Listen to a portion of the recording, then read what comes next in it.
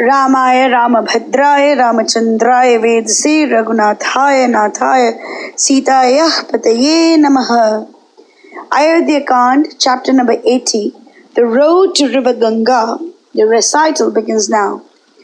There marched in advance experts in the nature of soils, sinkers of wells, diggers of canals, dikes and ditches, miners, builders of boats, canoes and rafts, navies, armied convoys, stone cutters, royal officials, makers of mechanical appliances, carpenters, hewers of wood, sappers and levelers, preparers of lime and brick, gypsies and woodsmen.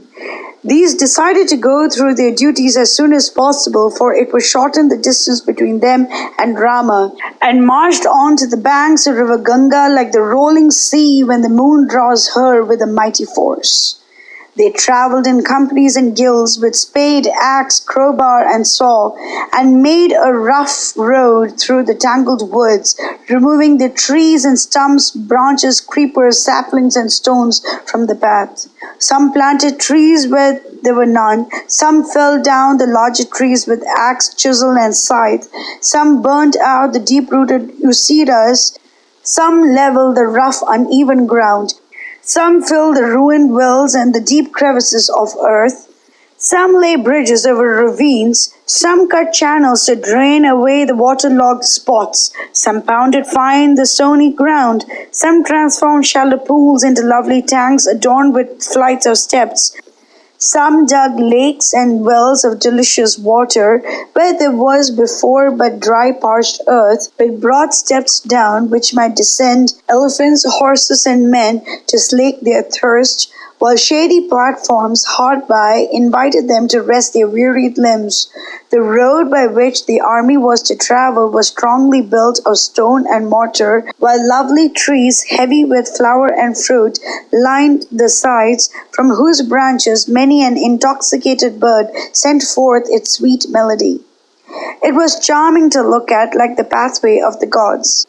Then, in an auspicious star and hour, selected by experts in the mysteries of architecture, those that had been deputed to the work pitched their royal tents at a lovely spot, shady and well-watered, and adorned them gaily. Girt around with many a platform of smooth, fine sand, they resembled mountains inlaid with precious gems. Temples, royal mansions, and broad courts grew under their skilled hands, while spacious roads ran among them. Gay flags and proud banners towered aloft. Stately mansions rose to the sky proudly and lent to the encampment the air and grandeur of Amravati, the metropolis of the Devas, or the cars of light that glide softly through the blue empyrean. The royal road, carried by skilled artisans through the dark forest that lined the banks of river Ganga, whose clear waters formed the home of countless fish, shone by the clear cloudless sky at night, illumined with moon and the constellations. Mangalam Koshlendraya Mahaniya Gunavdeye Chakravarti Dhanurjaya Sarvabhaumaya Mangalam.